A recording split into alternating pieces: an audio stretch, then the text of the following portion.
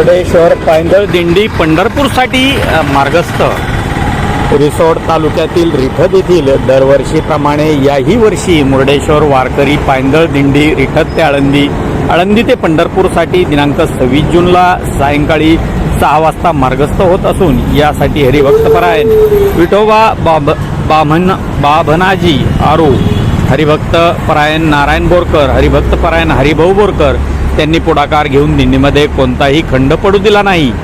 या दिंडीत विशेषतः तरुण मुलांचा व महिलांचा या दिंडीत सहभाग घेतला आहे। मुर्डेश्वर वारकरी पायंदळ दिंडीत वारकऱ्यांच्या संख्येत दरवर्षी वाढ होताना दिसते।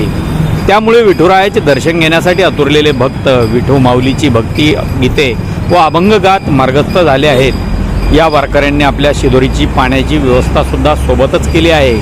आपण पाहत आहात इंडियन न्यूज 24 साठी वृत्तनिवेदक विजय शिवगजेसह तालुका प्रतिनिधी नारायणराव आरू पाटील।